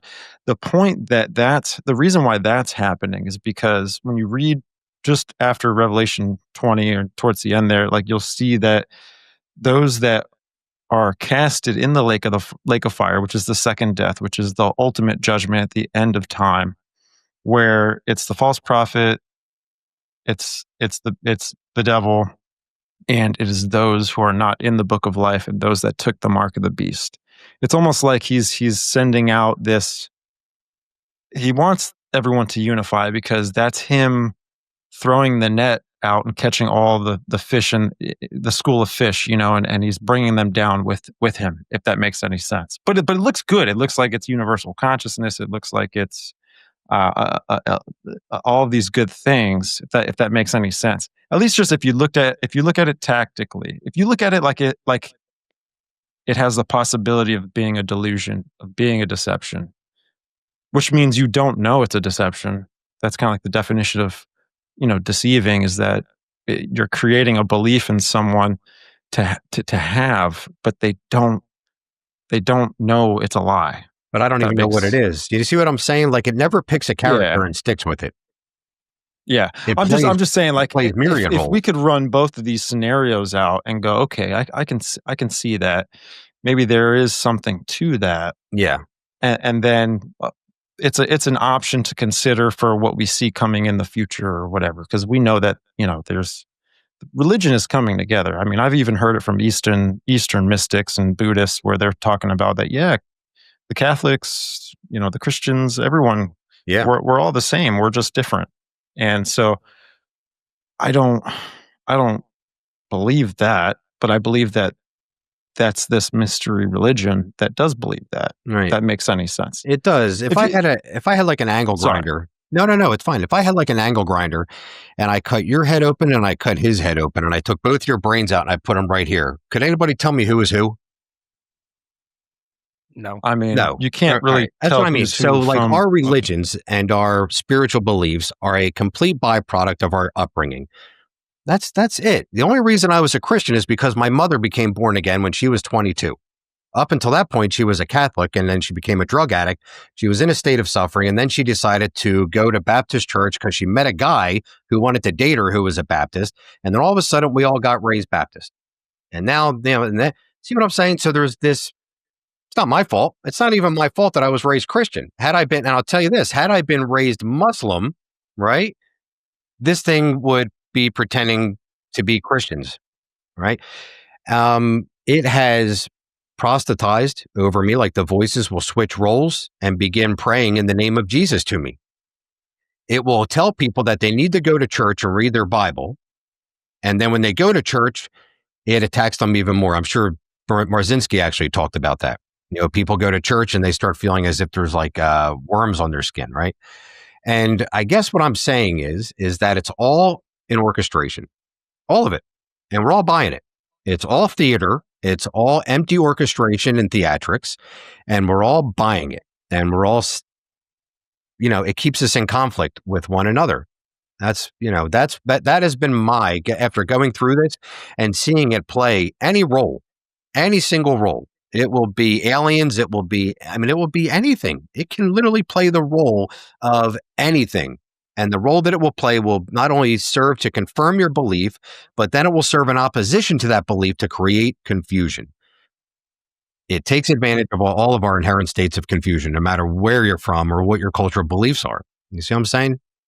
I think that's true too, because when you look at, I know people who have had paranormal experiences and they have seen things like Fred Flintstone and Teenage Mutant Ninja Turtles and stuff like that as kids, because again, that's from the perception of the kid. He or she is having a psychological experience based on what they know, like and also these projections, these things, these tricksters, this negative energy, this trickster energy, this negative energy will manifest itself in whatever way that you can perceive it. But I mean, to the person who is experiencing this, it's a very real thing to the individual, right? And what would you say to people who feel like they're being followed or watched or harassed or who feel like, there's a coordinated network of like FBI or CIA individuals targeting them, or they feel like their belongings are being tampered with, or they feel like everybody's against them. There's like this, like you said, street theater, or they're Yeah. being followed by strangers or whatever. What do you say to them who are experiencing this? How do you get them to realize that that's going on and step outside of it like you do, and just watch the show that's going on rather than participate in it? It's real easy. You say, I don't know. All right. People, I've come to realize when they're in this hypervigilant sort of a state, it's almost impossible for them to say, I don't know, because the brain demands order. Okay. The brain demands an explanation for what is going on. And it will often just kind of choose one or make one up or just rely on one just to pacify itself, because the brain doesn't like to be confused, especially the conscious mind. It's that part of the mind that says this or that, So one of the best things that somebody can do is kind of stop, take a breath, don't respond, and then learn to say, I don't know. Because now you're opening yourself up to other potentials and other possibilities. But up until that point, they're always going to respond as if they do know. And the voices will also react onto that assumption. And it's all an assumption. So what that really does is it forces a person to stop lying as well, right? I can honestly sit here and look both of you in the eye and say that I have not told a single lie in over 2 years. I have not, if we're going to be personal, I looked at pornography. I have not masturbated. I have not, not taken anything that doesn't belong. Like, my entire life changed once observation became real. Okay. There's a complete switch that happens with that. Now, but that was because I was willing to say that I don't know. I don't know what this observation is that's happening. I don't know where it's coming from. It could be God. It could be anything. I don't know what that observation is. So there's almost like this dependent or even codependent integrity that happens within an individual. But as long as a person says, oh, it's definitely this, it's my neighbors, well, you're going to react to that. And then we see people get murdered quite frequently. I mean, if you get a chance, you can pull it up. People that murder other people. There was a case, Stephen Marlowe. He's still he's in jail waiting for trial for this, I believe. The voices were talking to him and they were being antagonistic. And he believed that his neighbors were part of a sleeper cell terrorist organization that were projecting these thoughts into his head. He was getting hit with the bodily vibrations. And next thing you know, he grabbed the gun and he went over to the one neighbor's house and shot them. It was an elderly couple. Just no clue. And then he went over to the other neighbor's house and shot a mother and her 14-year-old daughter. Like, this is the kind of stuff that actually happens. Okay. And this was a very well put together man up until that point. Myron Mays was another very well put together man. He was a prosecutor that began hearing the voices, right? And they were attacking his self-image. He was taking a bubble bath. And look at him taking bubble baths. And I'm sure made some comment about his sexuality. Eventually, he wound up getting a gun and shooting up a library. I mean, these things do happen. So the person that feels targeted from an outside source, the end result of that can possibly be homicide. And then the person that is schizophrenic and believes it's all in their head, the end result of that is suicide. And we see 13% of all people that are diagnosed schizophrenic, might even be 15%, kill themselves. And that percentage is way higher for attempted suicide. I think it's almost upwards to like 30 or 40% of people that are diagnosed schizophrenic try to kill themselves. So, that's that for me. If I could just say one thing right there for the person that just starts experiencing this, take a breath, don't respond, and be willing to say, I don't know. All right. Because then you're going to go down it's definitely this route, and then it's going to be confirmed and it's a false confirmation bias. And then you're acting not in accordance with reality. Yeah, I do agree that there are negative forces that are designed to help maybe make you grow a little bit, help you grow a little bit. I really believe that that's true. But yeah, to kill somebody, to cause somebody to kill somebody, I struggle with that, because that takes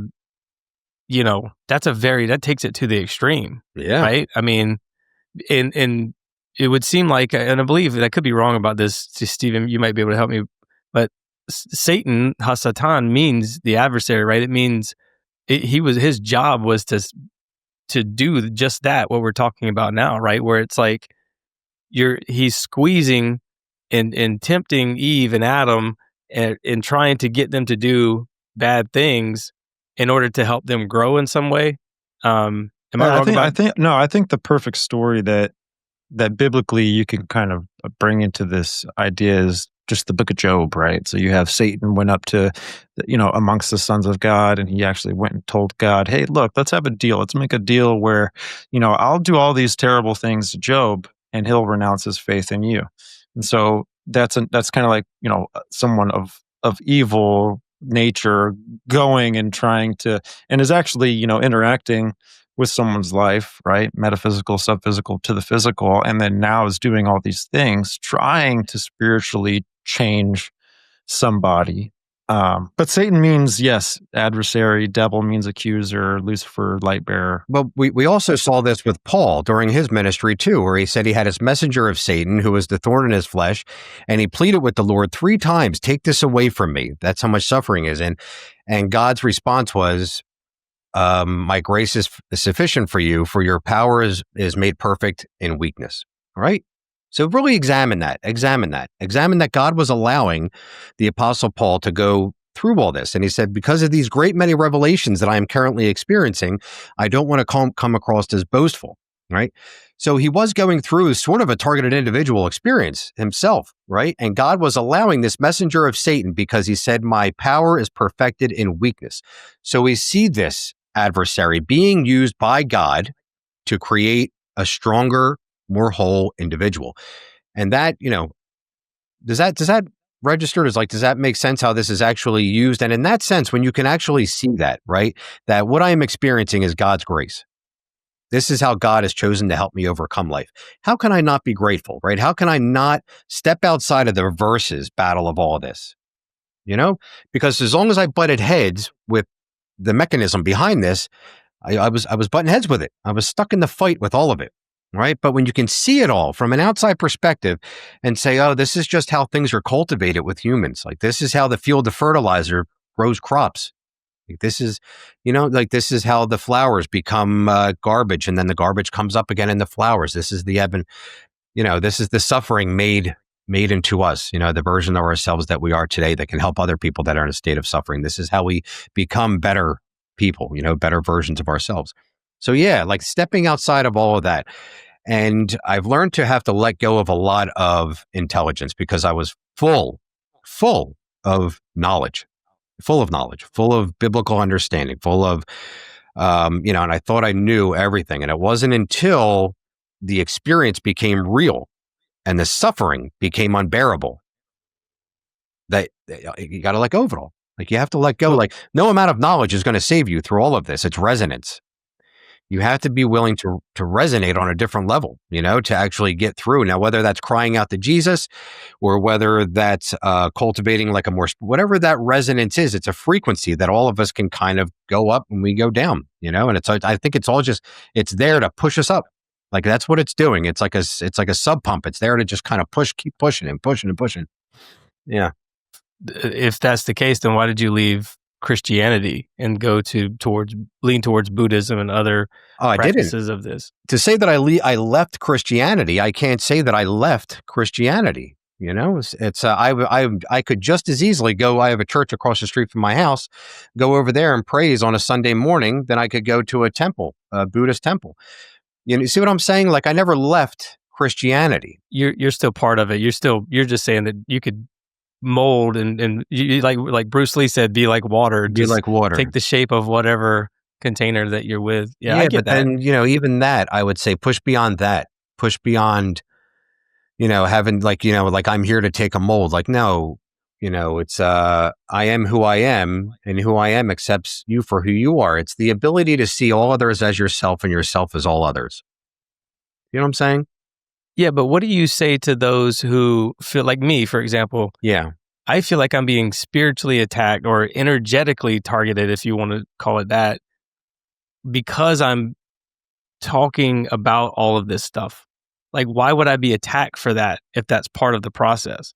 Why would it feel like I'm something's pressing on my chest as if to say, stay away? Yeah. Why is that happening? Well, I went through the same thing, right? So when I first started doing the podcast, which was about a year and a half, so I started the subreddit community, Positive TI, okay? And then I said, you know what? I want to start collecting interviews with other targeted individuals. And the second I made that decision, I started reaching out to other people. I was attacked with the voices and physical sensations. They said, you better not do that. You better not do that, right? And my response, and I remember it very vividly, was, I will not be threatened out of helping another human being that is suffering.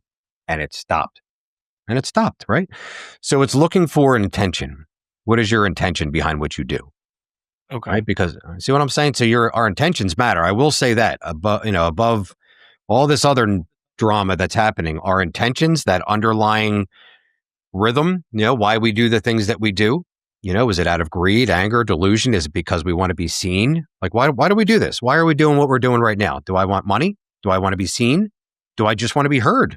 Maybe I just want people to hear me. I want to sound cool because my self-esteem sucks. And no, right? I will not be threatened out of helping another human being that is in a state of suffering. And that requires empathy because I suffered greatly. This is like, the amount of suffering that somebody goes through and the amount of confusion that they experience when they go through something like this. You have no choice but to have an empathy for everybody else that is going through it and a wanting to see them. So now my intentions have been pured. I have pure intentions behind everything that I do. And this is why it's been working. This is why the community is growing. In the face of all other communities, targeted individual communities that are entirely hell-bent on a technological explanation and are feeding each other nonsense constantly, keeping themselves suppressed, this one particular community is now rising up. This is now getting attention. This is now working. The 12 steps that are there for people to cultivate self-awareness and self-acceptance is working. And I'm seeing it work. Over the past 2 years, I'm seeing people rise up and out of it and above it and come back to healthy human lives, because my intentions were purified and out of it. And that to me has more power than any other thing is our intentions. Intentions are sort of an unspoken karmic language that we don't, and I believe that is the power of prayer as well. What are we doing when we're praying? We're cultivating pure intentions. God, please help me do this. God, please help me do God, And I do. I believe that that's the power of prayer. So, yeah.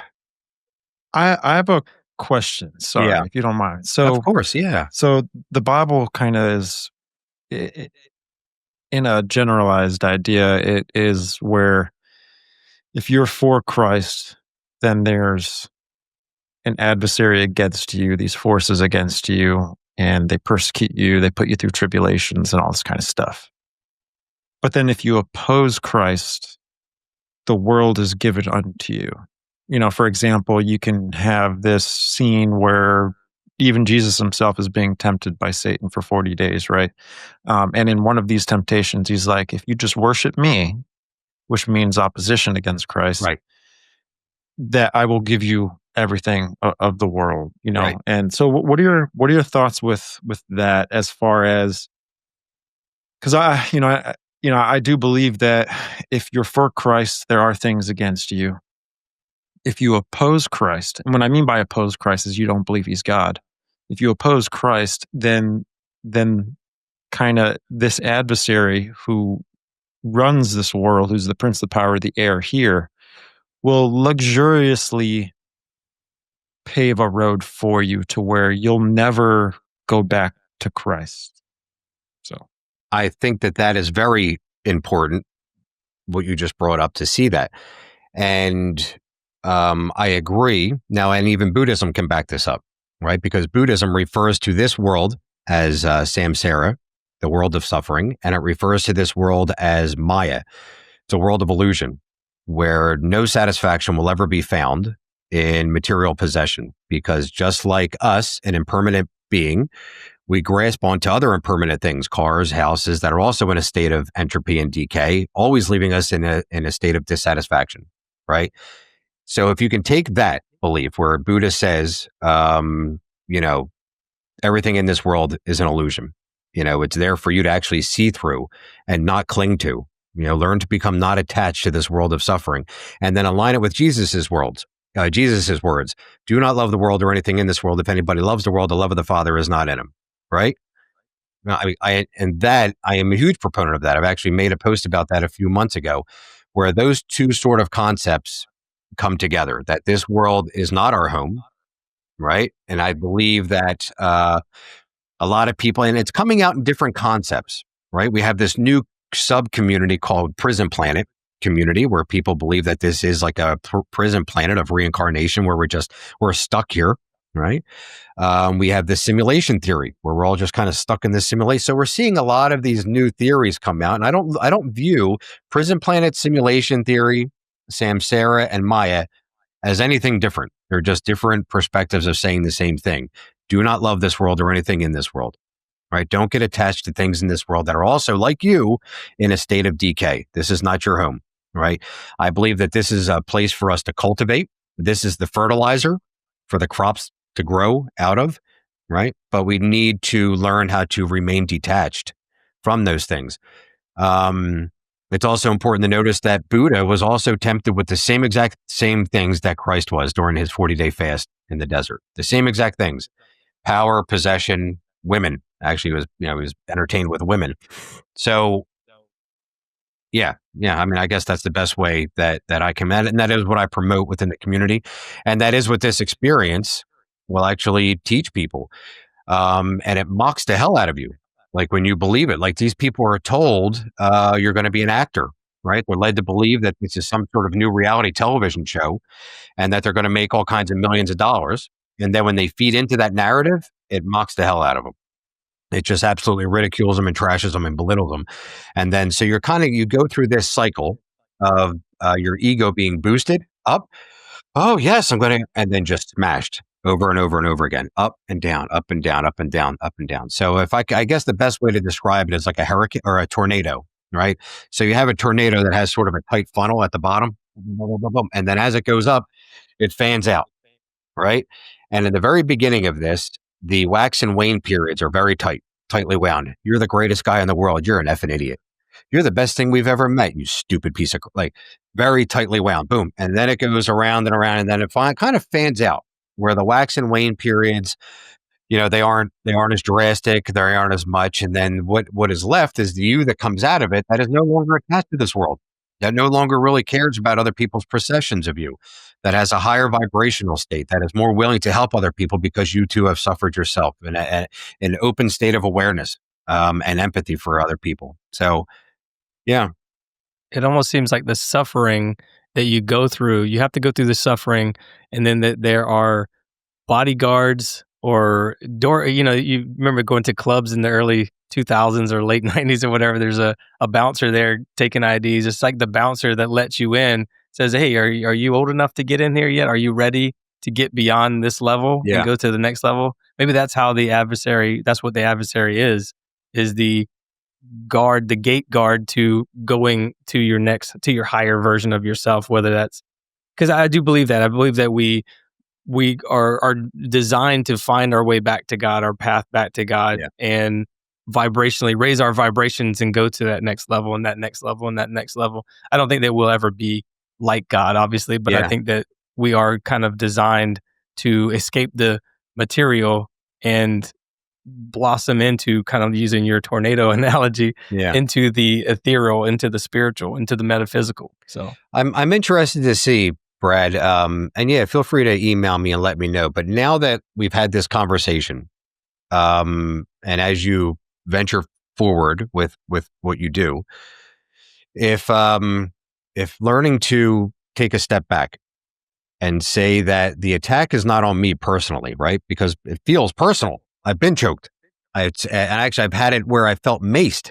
I felt like I was sprayed with mace. I was just at work one day, and all of a sudden, I was just sprayed with. I felt like I was sprayed with mace, right? So I've had this sort of thing happen. Heart palpitations, and if you can kind of take a step back and say, well, that's just part of the culture. That's part of the cultivation, right? That's just part of God, and see, all of the mess, the whole dualistic battle of it all, helping me become a better version of myself. Thank you.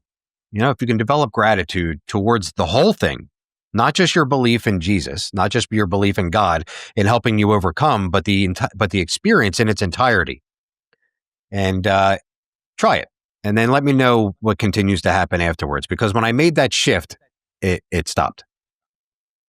It stopped doing that. I wasn't personally attacked anymore, and things really opened up for me. I became grateful for all of it, the suffering, the overcoming, but seeing that as part of the experience of life itself, And I think that's kind of the purpose of this show, is to provide a place where people can listen. And I'm very open about just talking about peeing on my floor. That's not exactly what you want to do whenever you're talking to thousands of people who are listening online. Um, but I think this podcast and having people like you and Steven to talk to about this kind of stuff, it helps avoid isolation. It helps find a new friendship, a new brotherhood, whatever you want to talk about. It's kind of like therapy in a way, to be honest with you, talking about these kinds of things online. So having a community like yours is a great thing, having the targeted individual community. And I'm sorry you suffered, and I'm sorry you went through so much suffering for so many years, but you did come out of the other side. And I think that is the goal for a lot of times for the suffering, is that you have to be lost in the darkness in order to find the light, to know what the light is. But I think it's important to sort of ground yourself, get better sleep, better nutrition, better exercise, be more mindfulness of everything, help others, try to not be so confrontational with people when you see them, and just try to pull others up to your level. While, because if you feel like you're being targeted, and I personally know somebody who does feel like they're being targeted in some small way, but if you feel like you're being targeted, maybe you shouldn't continue to isolate yourself and lock yourself in. And I've seen bad things happen when you do that. I literally know 2 people personally that felt like somebody was against them, and it's not going well for them right now. And now they realize, now that they've kind of overcome that suffering and moved beyond that barrier, they're still in legal trouble, but now they're like, they understand, like, that wasn't me. Whatever that was not me. It was something that was designed to get me past that version of me. And they were very paranoid, and they were buying certain things, and they were prepping and doing all this other stuff.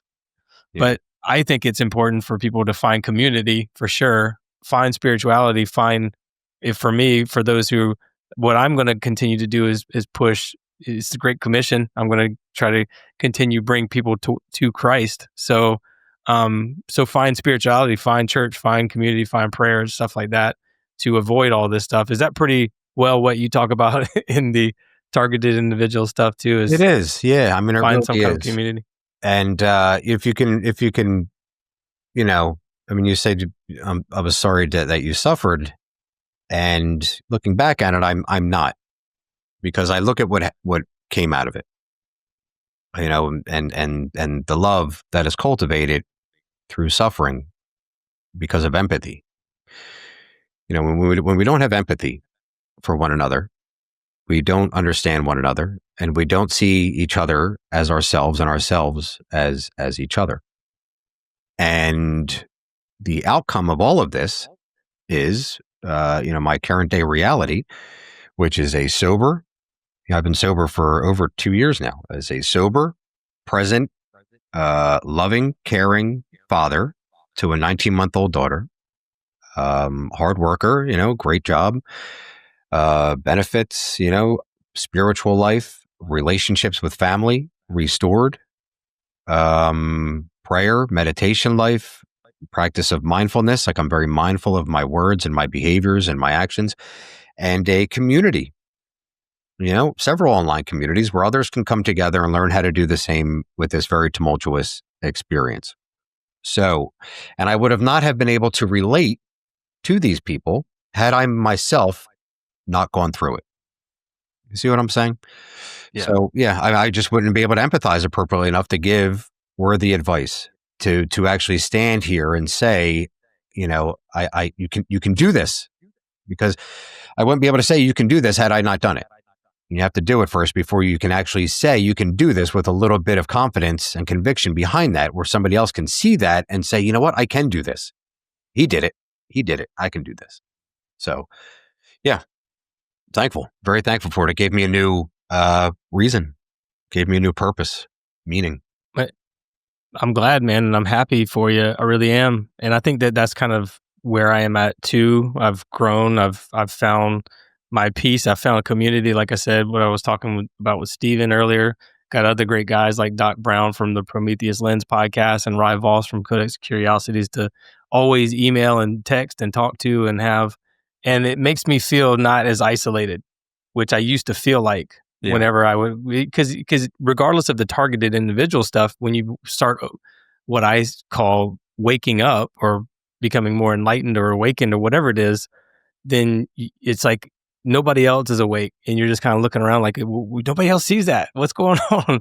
So having a community, I think, is very important. But Stephen, we're going to go ahead and wrap this up, man. I want you to go ahead and start first and then we'll end with Kevin.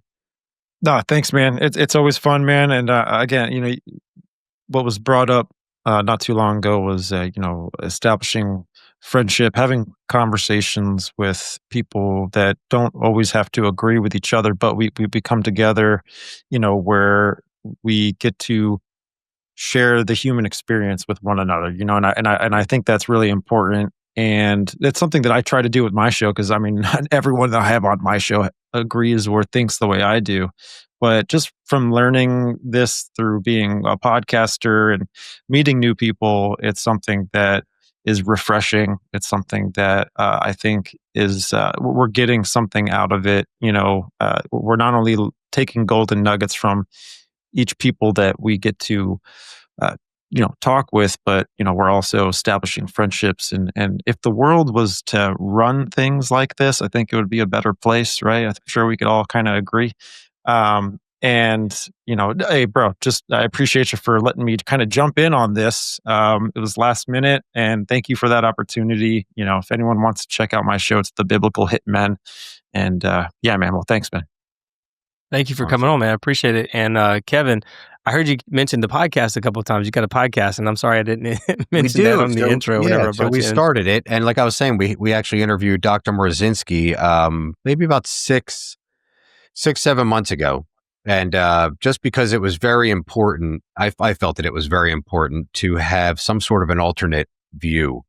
I try to really push people towards the spiritual thing, with the path, or at least be open-minded to it, I guess, So I started Positive TI, which is on Reddit, which is a community of people that have all kind of taken a very psycho-spiritual path with the targeted individual experience and gang stalking. And we do have a 12-step program on there that is there to help people kind of go through the experience, understand the phenomena as they're facing it.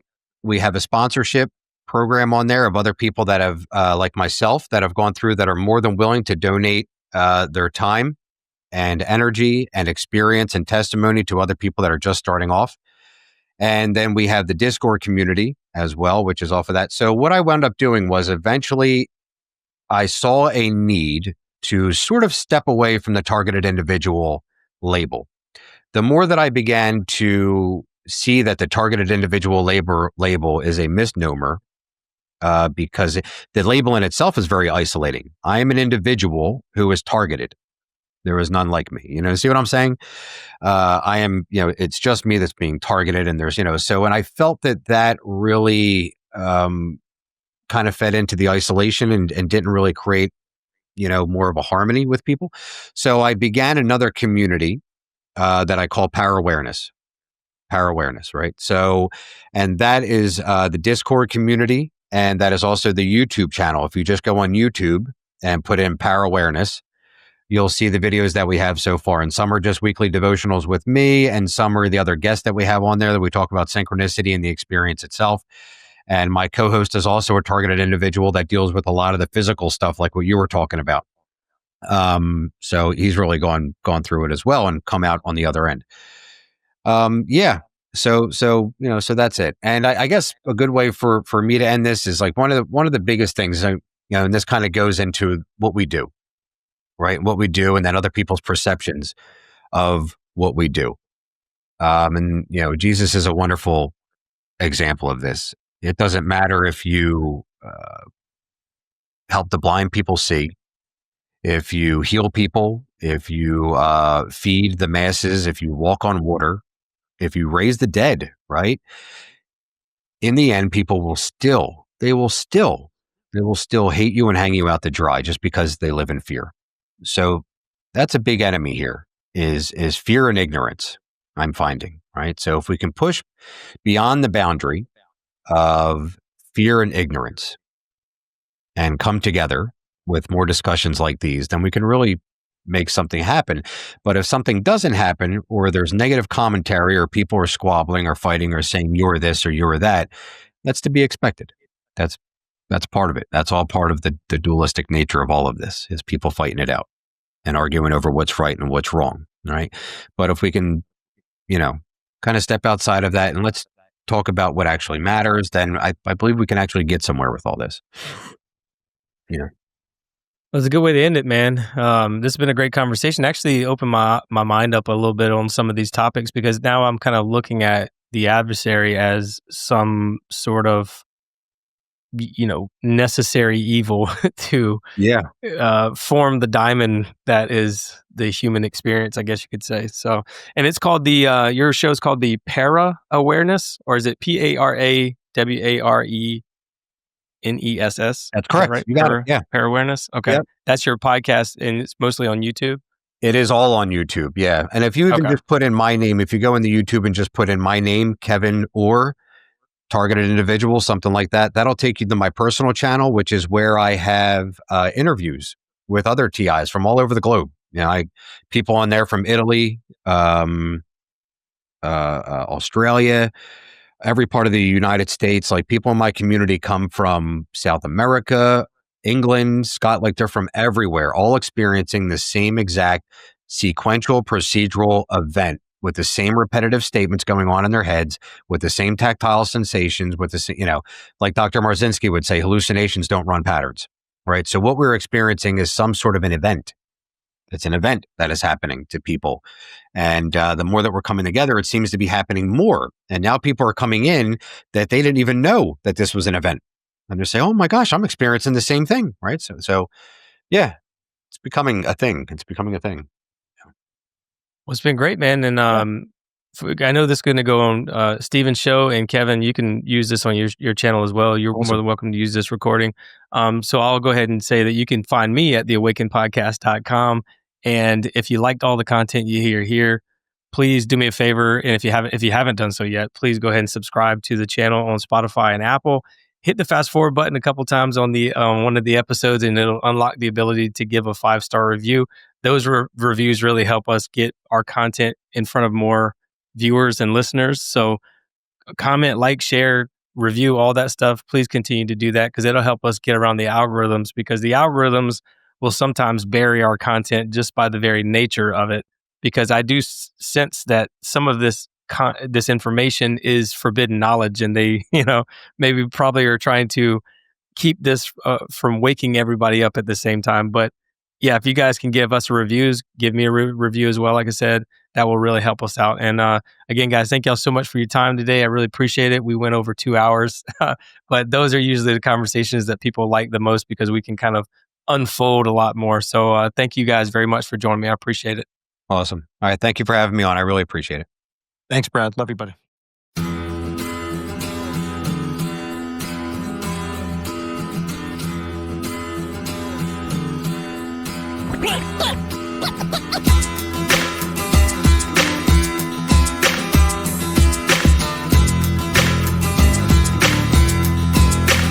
Well, I'm standing at the crossroads.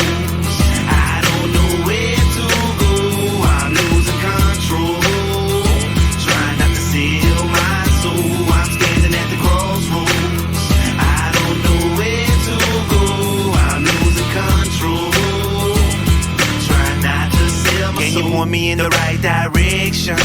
God send me your blessing. I'm so tired of stressing. This music's turned to obsession. I got a long way to go to ease my pain. My clothes soaking wet, mixed with sweat and the rain. Going half insane. Wishing I could change all my mistakes, but y'all be half gone if all y'all had seen the things that I saw. Hallucinating from the alcohol, hoping I can stop my own fall. Gotta stand tall, overcome the sin. Walking down the dirt road, singing church hymns. Oh dear Lord, oh dear Lord. Well, I'm standing at the crossroads. I don't know where to go. I'm losing control. Trying not to sell my soul. I'm standing at the crossroads. I don't know where to go. I'm losing control. Trying not to sell my soul. I'm sitting back thinking about the memories. Now I don't know who's a friend to me. These people act like they can to me. Well, that's still a mystery. A mystery. Devil wants me to lose my religion, but I won't stop, not without a fight. I won't give it, won't give it. So I'm gonna sit down right here and pray and ask the Lord above to help me change my way. Today the world's filled with greed, envy, and hate. You're moving too fast, apply pressure to the brake. You can love me or hate, I'll bend but don't break. I'm at the crossroads trying to find my way. Can you help me? Oh, can you help me? Oh, well, I'm standing at the crossroads.